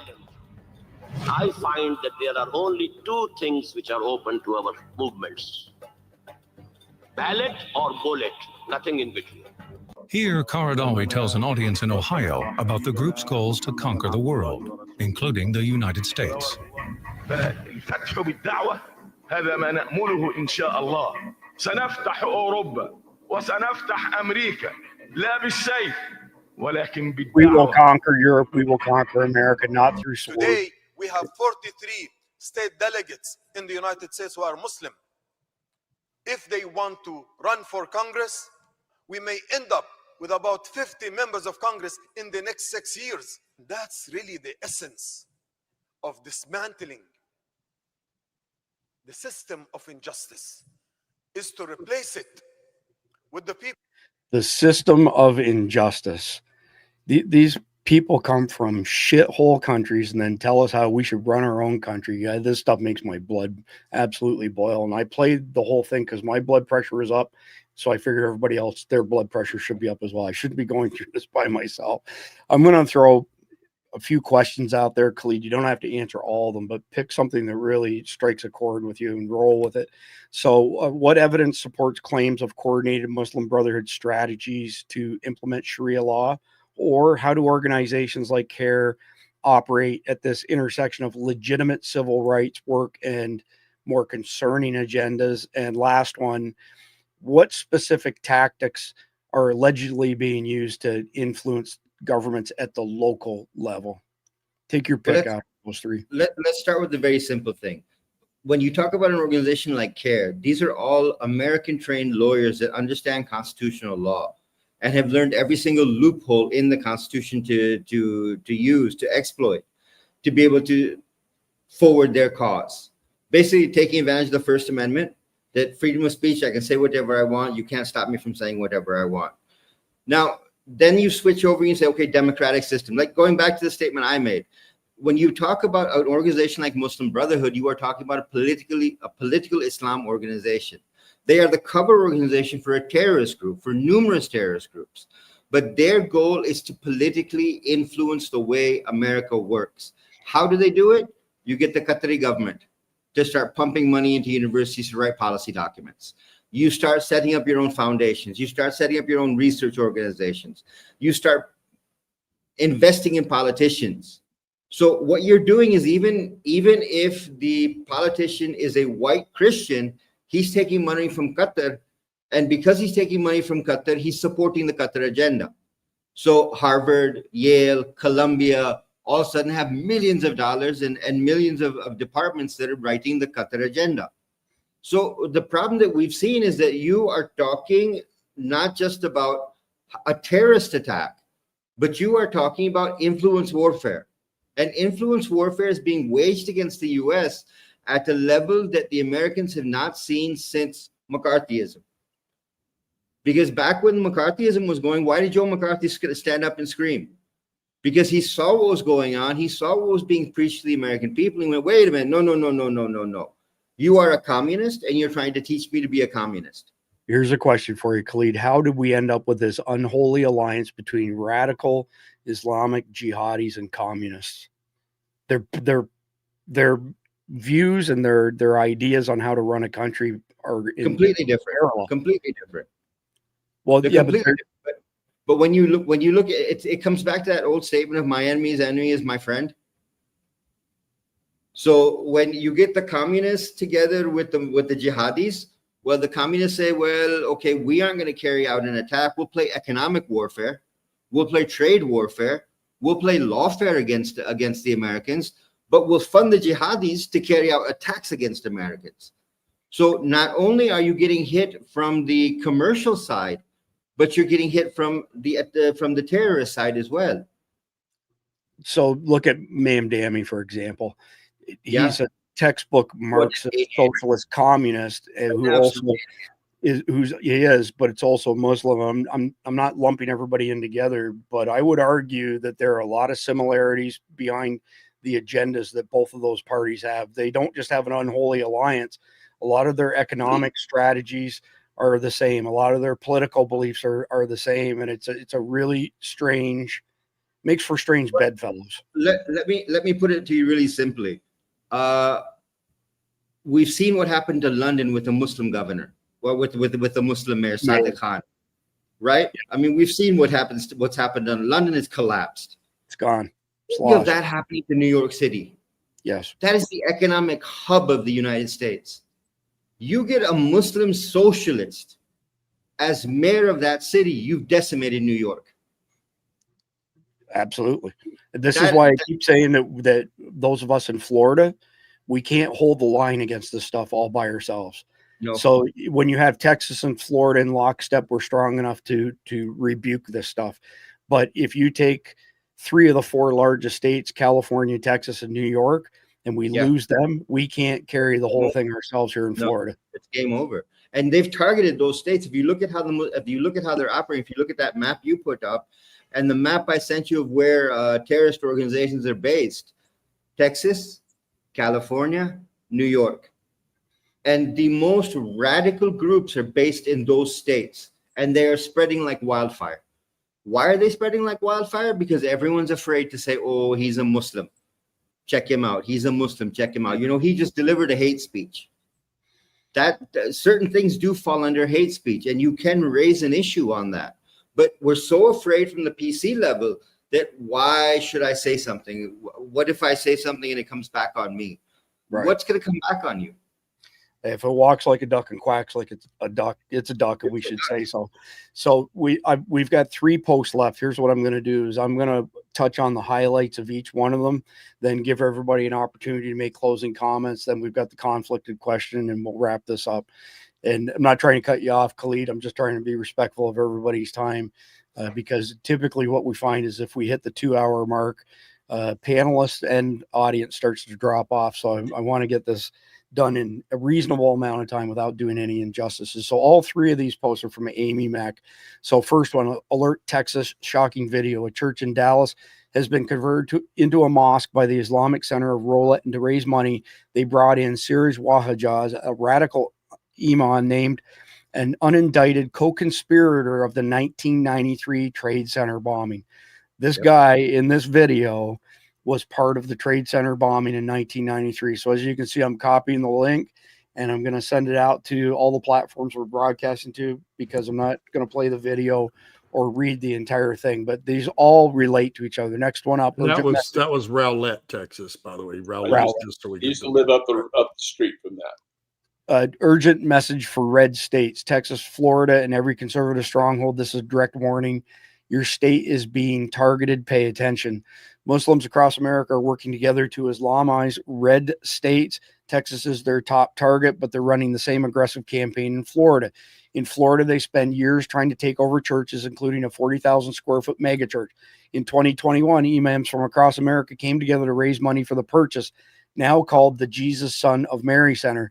Texas imams are helping other states raise money for the takeover. For example, Sheikh Salah Mahmoud from the Islamic Center of Frisco recently helped raise funds for the Florida Islamization Project. And now watch radical imam Yusha Evans, who we recently exposed after he moved to Texas and began working at Majid Salahuddin in Plano, as he makes yet another pitch for more money. This isn't random.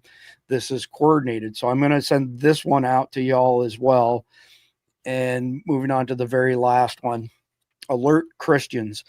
Siraj Wahaj, unindicted co-conspirator, again, of the 93 World Trade Center bombing, took the stage at the Muslim American Society convention and celebrated the collapse of Christian America. 1.5 Muslims in New York City, 300 mosques, 10,000 Muslim businesses. 100,000 churches in America will close. He recalled driving through Scotland, pointing at churches only to be told again and again, that's not a church. That's not a church. The buildings still stand, but the faith is dead. This isn't observation. It's ambition. MES, funded by the Muslim Brotherhood, was created to promote Islam as a total way of life. While churches empty out, mosques multiply. Wahaj's own son is serving life in prison for running a jihad training camp on U.S. soil. This is not diversity. This is domination. 2-minute video. I'm going to play it to wrap up all of the news for tonight and then get comments from all y'all. In New York City, 1,500,000 Muslims, 300 masjids, 30 full-time Muslim schools, and 10,000 Muslim businesses. A study published in April estimated that the decades ending in 1220, 3,850 to 7,700 houses of worship closed per year in the United States, or 75 to 150 congregations per week. Reverend Mark Elsdon, the vice president of the National Council of Churches, estimated that 100,000 United States churches will be closed over the next several years. The majority of the people do not believe. I was in Scotland 2 years ago on a Saturday, 1 o'clock in the afternoon, and my driver's driving me down Main Street. and we stopped at a light, and I looked to my right and I saw a church, and people were going in and out of the church 1 o'clock in the afternoon. I said, what congregation is that, people going in the church from 1 o'clock on a Saturday? He said, Imam, that's not a church. There's a law in the United Kingdom that if you build something as a church, you can never change the structure. You can close it down, but you can't change the structure. And as we drove down Main Street, he said, and that's not a church, and that's not a church, and that's not a church, and that's not a church. All those churches closed down. All right, so everybody's blood pressure should be highly elevated now. Randy, Jeff, then Khalid for final thoughts on this episode. Well, you know, it's a fact, you know, that we have a direct conflict with Islam, right? And their culture as opposed to ours. And that's why you're having a problem when they mix them to this degree. And certainly with the freedoms that we have here, because in my experience, which is far less than these two gentlemen, there are a lot of Muslims like Khalid, but they seem to be the smaller group. They seem to be the minority in the group. The other two, he talked about the political and the extremist are together, and they operate together. So, you know, at some point, this was bound to happen. I've been telling people since probably 2016, 17, eventually this would happen.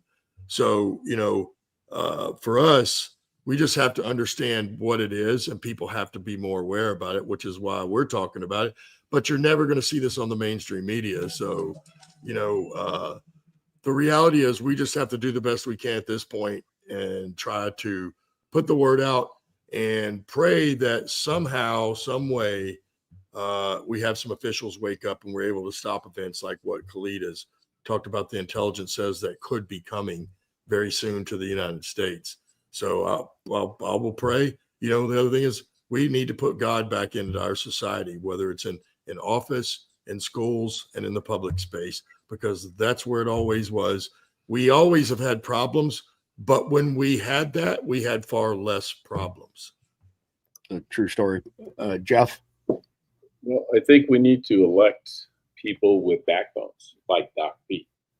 Too many people are just politically correct. There's no other way to say it. They don't want to offend anybody. They don't want, you know, issues like that. And it's like, sometimes you got to say tough. Sometimes, you know, the old line, you got to call a spade a spade. It's just the way it is. And someone needs to wake up and say, these people do not mean us well. Amen to that. It looks like your camera's froze up. I think I saw that. We can still hear you, though. Yeah. Khalid, your parting thoughts on the enemy behind basically the walls. The problem we've got, and I'm gonna be brutally honest. The problem you've got, and there's a couple things I kept saying over and over during these podcasts. One, university towns. Anywhere where there's a university, your Muslim infiltration is the highest there. It is the highest there because it's very easy to mix in on a university campus. No one will recognize if you're actually a student or not. As long as you've got a book bag on your shoulder, nobody cares if you're a student or not, or where you're going, or what classroom you're headed to. We monitor, and a lot of people are going to go, why is this company monitoring things that are going on in the US? We're monitoring things that are going on in the US because that's part of an intelligence gathering system for us. What's going to happen in the US affects the rest of the world.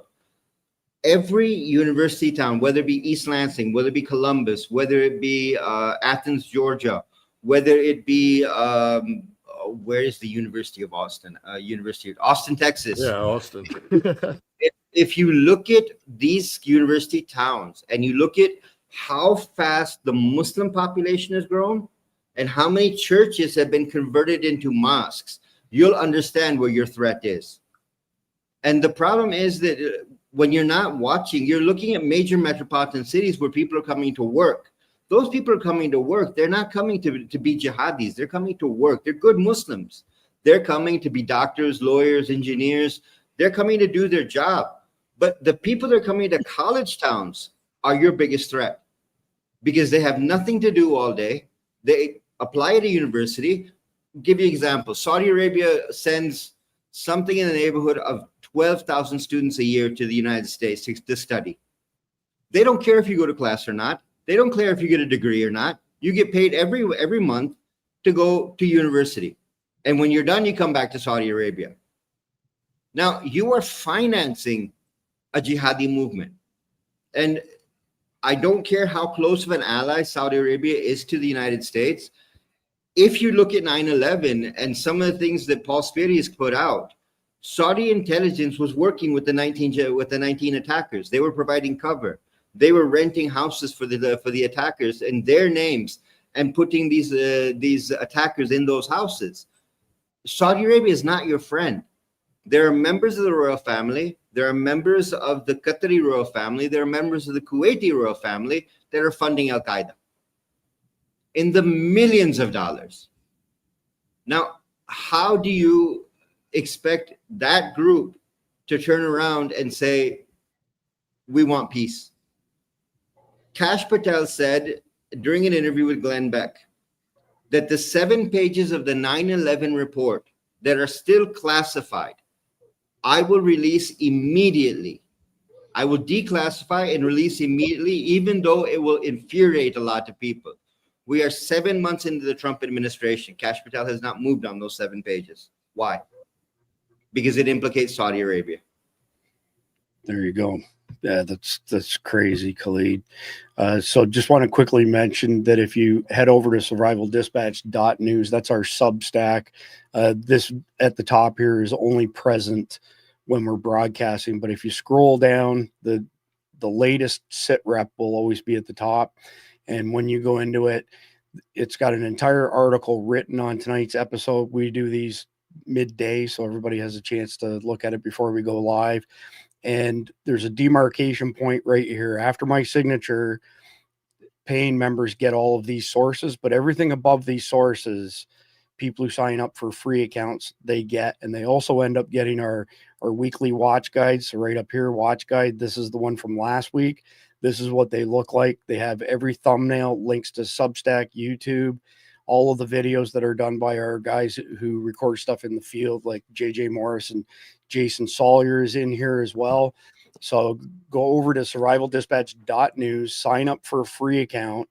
And if you end up paying $7.99 a month or $74.99 a year, you get 2.5 months for free. If you sign up in that category, you get some other stuff. You get automatically enrolled in SDENS, the Survival Dispatch Emergency Notification System. We've activated it before, and we activated it when we dropped the bombs on Iranian nuclear sites because there was a high probability of sleeper cells reacting to that here. You get access to our private, super busy, high traffic signal chat. These guys can tell you there's days when there's 3,000 messages go through there. The process for that, by the way, after you sign up as a Guardian, send an email to support@survivaldispatch.com with your cell phone number after you've installed the Signal app, and we'll get an invite out to you to join that. You get our entire library of Survival Dispatch Insider e-magazines, which you can see over my shoulder. That's the cover for every single one over there. They sell for $10.99 or $9.99 a piece. Pardon me, $10 a piece. You get all 37 of them for free. That's $370. And as I showed you, you get all of those sources. So here we go with actually, before we do the conflicted question, I found this meme. I thought it was pretty apropos for tonight. It's not a sanctuary city. It's called Harboring Fugitives. Amen to that. All right. Now we'll move over to the reader submitted article of the day. This is super short. This is from Dale, the Superman. He does an amazing job of posting all kinds of content to the Signal chat. Yes, it happens that fast. This is crazy. Head now! No! Get the on the ground!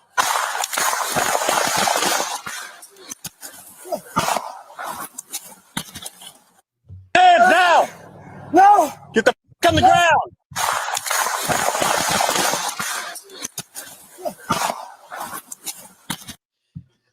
Wow. That's pretty eye-opening. All right, here we go. Conflict to question. Your group has managed to survive a catastrophic event, and in fact, you're thriving. The group has many individuals with essential talents that have helped the group be successful. However, one day, your only gunsmith, blacksmith, let slip that he was once convicted of child molestation. He has never given the group any hint of his past until now, and has in fact been a core and valued member of the group. Do you forget his past and hope that his tendencies don't emerge again, or do you expel him from the group and lose his skill set? Randy, you're first up. Man, you plant that guy, right? No. In normal society, yes. So post-apocalyptic, because what I see when we talk about this for post-apocalyptic, let's just go to Mad Max, right? Those movies. That's predominantly what it's going to look like. So in this case, and we try to be moral, right, when you answer these questions, because that's what you would do in real life. It's just like when people think, that they can go convict folks, but when they get on the jury, it's a little different story. They want to know for sure, right, that that's who killed the person before they convict them. You might ask this guy, what were the circumstances? But again, he could lie, he could lie. But what are the circumstances? Because what if it was that he was, now it says child molestation. So you got to ferret that out. Was it actually a child molestation, or was this guy 19, 20, or 21 years old and slept with somebody that wasn't 18, right? And then, it was statutory rape. You'd probably want to get down to what the actual details are. But, blacksmithing's not the easiest thing to do, but I don't like pedophiles. And in my opinion, if that's what it turns out to be, this guy's got to go. Fair enough. Jeff? Actually, Randy stole my thunder. I'm going to go with the whole thing. You got to get more details. If he was 19, the girl was 17, yeah. You've heard stories of some guy has sex with his girlfriend in high school, and he's past 18, and he goes to prison for statutory rape. But if he is a real child molester, yeah, I got to think of the other kids in the group and just say, okay, someone's got to learn how to be a blacksmith. I mean, it's not that hard. It's been done for thousands of years. I'm sure somebody can figure it out. Yeah, most likely. Khalid? Yeah, and I can work on the guns. Yeah, I can do that. I'm with you on this one. If it's 1918, 1917, something like that, it's not really child molestation. It's a mistake. But if it's a 30-year-old man with a 10, 12-year-old kid, no, I'm sorry. That guy's gotta go. No matter what his skill set, he's got to go. Yeah. So you're going against the Afghani Muslims who have young boys? I'm against that to begin with. I'm against that whole thing to begin with. I mean, 5 years, the difference in age when for a man, in my point of view, when a man is ready for marriage when he's between 25 and 28. So your wife should be at the most 5 years younger than you. At the most 5 years younger than you. Because your mental age is right. You understand each other. When you start looking below that, dude, no. I'm sorry. No, that's sick. That's just sick. That's right. Khalid, you're fitting in just great with our crew. So my perspective on this is a little bit different. I don't think that you can reform pedophiles, rapists. I think that they're wired wrong, and there's not a dang thing you can do to reprogram them. So in this case, I would actually imprison him and have him train somebody in the areas where he has expertise, but he would not be allowed to roam wild around our kids, number one. Number two, I wouldn't let him associate or become part of another group that he gives them intelligence on, and they come back and attack us. So he's going to jail because it's an irreformable thing that can never be cured.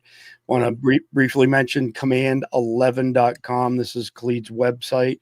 Again, he's a senior fellow there, but has a fairly large and very astute team working on his behalf, especially in the Middle East, at Command 11 on X and all of the other socials. John will be back. Actually, I will be back tomorrow, kind of, sort of, with one of our learning videos on suppressors. The content's amazing. It's content that we shot at WAFT, and it's really, really good stuff. You'll be amazed at how quiet high-end suppressors can make supersonic rounds. The footage is incredible. But anyway, I'll be back tomorrow with that. It's pre-recorded, but I'll be monitoring the chat and everything. Sunday, John will be back with S2. I'm not sure if anybody else has joined him, and he hasn't picked a topic yet. And then Monday, the four of us will be back with the 5th installment in our series on 9/11 version 2.0, the road to 9/11 2.0. And that's basically it for tonight. So I appreciate you guys, appreciate your time. We ran long. Next week, we're not going to run long in the same way. We're going to run 2 different flights. So Randy and Jeff first hour, and then whoever else joins us in the second hour. But that's it. All right. So between now and our return, please like, share, comment, subscribe. God bless America. God bless America. God bless Enjoy America. the close.